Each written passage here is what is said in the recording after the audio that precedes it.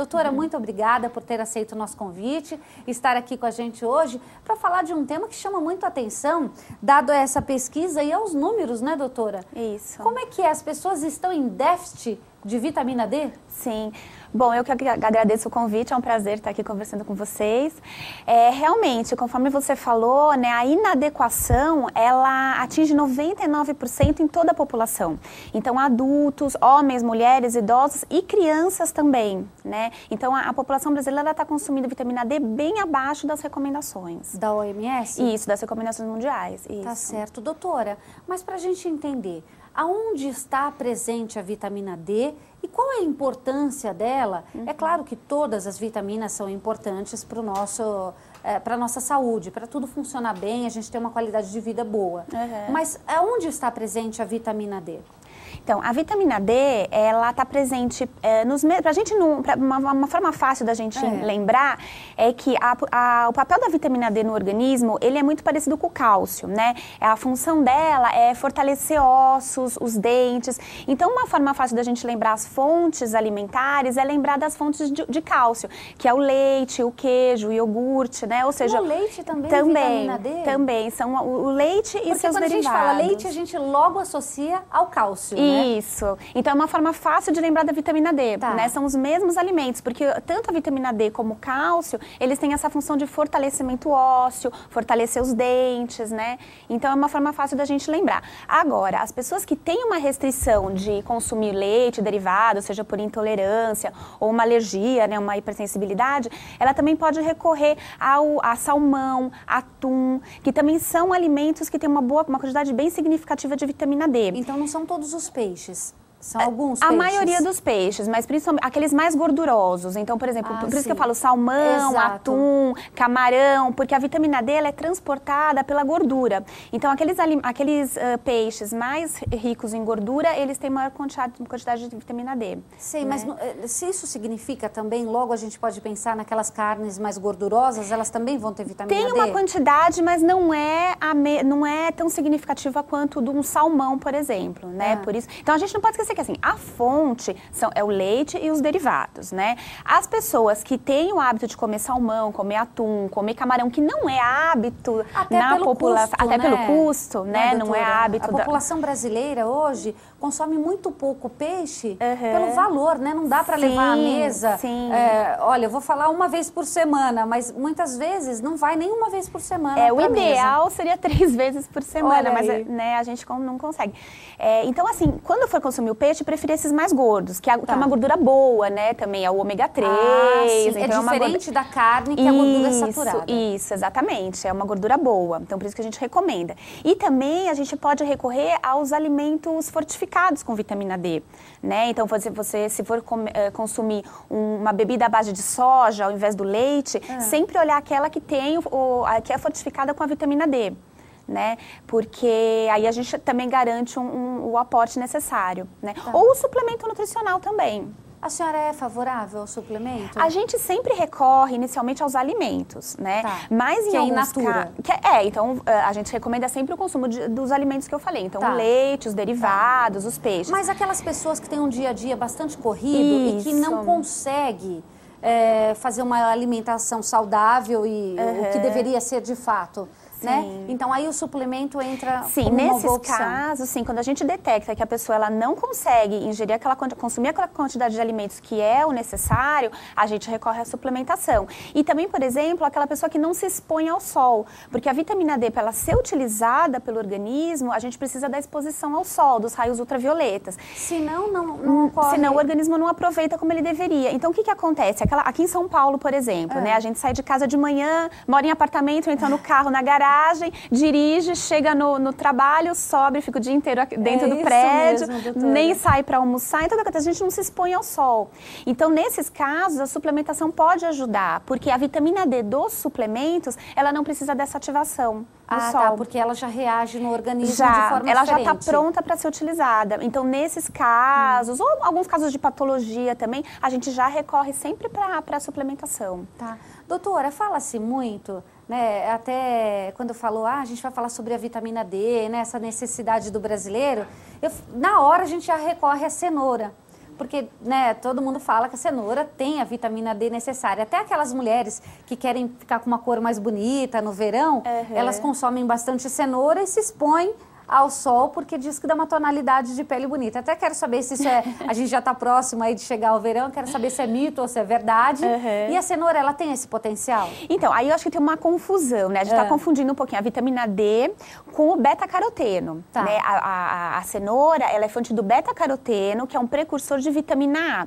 Então, por que a gente consome o beta-caroteno antes de expor ao sol? Porque ele realmente ajuda a gente a adquirir uma cor mais interessante. Até algum desses produtos, né, de alto bronzeamento, né, eles têm beta-caroteno na fórmula. Então, né? a cenoura, na verdade, é beta-caroteno. Beta-caroteno, que ela vai se converter em vitamina A no organismo. Aliás, é uma das principais fontes de vitamina A, né?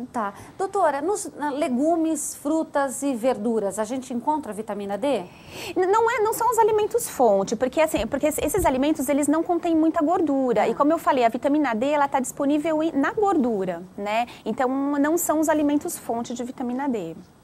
Então o ideal é consumir esses alimentos que é a o senhora leite, se referiu, os derivados, e se expor ao sol. Isso. E também claro que com moderação, né, doutora? Fala, porque senão... Isso, não. Duas coisas só que são importantes. Eu estou falando muito da disponibilidade da vitamina D e da gordura, mas aquelas pessoas que preferem consumir os alimentos desnatados, então leite desnatado, iogurte desnatado, não tem problema. Pode consumir, porque esses alimentos, eles são fortificados com a vitamina D. Então, a gordura é retirada, mas depois, no processo industrial, a vitamina D é recolocada no alimento, tá? Então, as pessoas não precisa se preocupar.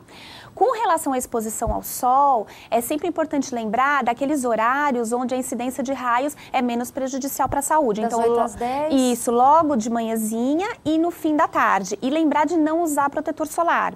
Porque o protetor solar, ele justamente serve para impedir a absorção dos raios, né? Sim, então não vai haver essa liberação da vitamina D. Isso, se usar o protetor não adianta, então tem que ir logo cedo ou no final da tarde e sem protetor solar. De 10 a 15 minutos, 3 vezes por semana, é o suficiente. Ótimo, então isso vale também para as mães que têm bebês? Sim, é importante que a mãe sempre converse com o pediatra, mas assim, o bebê é importante que ele também se exponha ao sol, né? Então, não precisa colocar a cabeça, mas a perninha, a mãozinha, né? As extremidades. Já é o suficiente? É o suficiente. Não precisa colocar o bebê, o corpo todo, colocar a cabecinha, não. Protege a cabecinha, põe as pernas, né? O peitinho, as mãos, né? E não usar o protetor solar também. Isso vale para os idosos? Vale para os idosos também. Na mesma proporção? Mesma proporção, para a população toda. Tá, ok. Doutora, agora a gente fala em déficit, né? Da vitamina D. O que pode ocasionar ao indivíduo a falta dessa vitamina? Quais tipos de doenças ele pode desenvolver? Eu gostaria que a senhora explicasse. Então, aquilo que eu falei, o papel da vitamina D, ele está relacionado ao metabolismo ósseo, né? Então, fortalecimento de ossos e dos dentes. Então, quando a gente deixa de consumir a vitamina D que a gente deveria, a quantidade que a gente deveria, começa a haver um enfraquecimento do osso, né? A gente não tem na infância, a gente não vai ter a formação óssea como a formação óssea ideal, como ela deveria ser, forte, né? Uma densidade forte. Então, aí acontece o que a gente chama de raquitismo nas crianças, né? Aí, conforme na idade adulta, essa perda de massa óssea, ela leva a uma osteomalácia, que a gente chama, que é a perda de massa óssea, podendo chegar à osteoporose, que é o que a gente conhece mais, né? Então, aí que também é mais comum em mulheres na fase de menopausa, idosos, né? Mas também a gente não exclui os homens, não. Se os homens não se cuidarem, também tem um risco muito grande de osteoporose. Então, o principal papel da vitamina D está relacionado ao fortalecimento ósseo, de massa óssea. Aí o que acontece? Na falta de vitamina D, começam a haver as fraturas. Né? Então, o que acontece? O osso está fraco, principalmente em pessoas mais idosas, é comum a fratura de fêmur, né? Então, a fragilidade óssea leva à fratura e as pessoas caem. Normalmente é o contrário, as pessoas acham que a pessoa caiu, que o idoso caiu e quebrou o osso. Mas muitas vezes é o contrário, o osso está frágil, ele quebra e o idoso cai. Né? Ocorre isso. Ocorre isso. E isso leva a uma qualidade de vida prejudicada, porque a pessoa precisa ficar imobilizada. A recuperação é muito lenta. E pode até levar a muitos casos de mortalidade. Né? E, doutora, então a gente pode até associar essas pessoas que têm perdas precoces da dentição? Sim, sim. Pode ser a falta da vitamina D? Sim, a vitamina D tem um papel muito importante na formação dos dentes também. Então isso é muito bom também para as mães com bebês, já que vai começar a sair aí os primeiros dentinhos, e né, pôr bastante na alimentação da criança, ou principalmente o peixe. Isso, ele entra, né, o cálcio ele entra em todos, naquele pool de nutrientes relacionados com a estrutura óssea e formação de dentes. Então, cálcio, fósforo, proteínas, vitamina D, todos esses nutrientes, e também eles interagem, né? Então, o que acontece? Se você não adquirir vitamina D suficiente, você também vai ter um prejuízo na absorção de cálcio, de fósforo, porque os nutrientes eles se relacionam entre si, né? Então, por isso que você até até falou no começo, né? Todos os nutrientes são importantes e realmente, né? A gente tem que consumir a vitamina D, o cálcio, a proteína, a vitamina D, o cálcio, a proteína, o fósforo, tudo na sua quantidade certa para que o organismo funcione da forma que a gente quer. A senhora falou, a gente está a 5 minutos de terminar o programa, mas eu quero fazer uma pergunta, porque tem muita gente que às vezes, pela precaução, peca pelo excesso. Sim. O excesso da vitamina D, o que pode acontecer? A gente não precisa se preocupar com isso no momento. No Brasil a gente está vendo. Mas, enfim, exatamente porque tem gente que ouve uma informação e aí tem aquilo como uma meta, agora eu vou consumir, e vai pecar muitas vezes pelo excesso.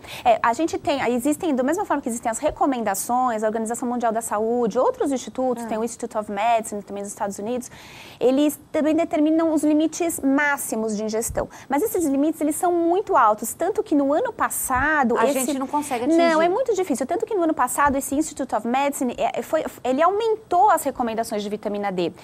Então, elas estavam no limite, esse instituto aumentou a recomendação, porque percebeu que a gente precisava consumir ainda mais.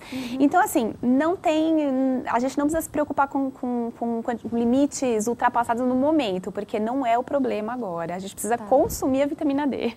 Isso é uma coisa que ocorre só aqui no Brasil, que a gente está nesse déficit? Não. Ou outros países também? Outros países também. É uma tendência mundial. Porque a gente pensa que o poder aquisitivo, por exemplo, na Europa, Estados Unidos, é acima do brasileiro. Então, ele consegue consumir mais peixes. Sim. Né? Não, essa questão da vitamina D, ela não está relacionada com o poder aquisitivo, porque você vê que ela está disponível no leite, no queijo, no iogurte, e o próprio organismo sintetiza uma parte, né? Está principalmente relacionado à exposição ao sol também. Isso, doutora? Né? Mundialmente, porque que nem aqui no Brasil, a gente é um país tropical. Pois é, né? a nossa exposição ao sol não a gente já vê que é uma coisa ter. de forma natural. Exatamente. Né? Já acorda e já se expõe, né? A gente nunca ia imaginar que estivesse ocorrendo uma situação dessa. Então, por isso que a gente reforça, né, o consumo desses alimentos, principalmente dos fortificados, que não precisa dessa ativação solar, né? E por isso que a gente reforça essa questão dos alimentos fortificados, dos suplementos, que ajudam muito a reverter esse quadro aqui. De qualquer maneira, é interessante que uma pessoa faça uma visita a um nutricionista e ali que esse recomende o suplemento? Sim, sempre que uma pessoa tiver dúvida, né, é importante ir direto ao profissional de saúde, seja um médico ou um nutricionista. Então, em caso de dúvida, conversa com o profissional de saúde, né? Só que os alimentos fortificados não tem problema, a pessoa pode adquirir no supermercado, então um leite, um iogurte enriquecido com vitamina D, sem problema. Com relação aos suplementos, eles não precisam de prescrição médica, mas havendo qualquer dúvida, conversa sempre com o médico nutricionista antes de fazer mudanças muito radicais na dieta, né? É isso aí, sempre com a recomendação médica, sempre. Doutora, muito obrigada pelo papo que a gente teve aqui hoje, trazer essas informações tão importantes, né? Uma recomendação aí da OMS e que os brasileiros estão deixando passar e é muito importante para todos nós. Muito obrigada. Obrigada, doutora. Retorne mais vezes. Com certeza, obrigada. Muito obrigada.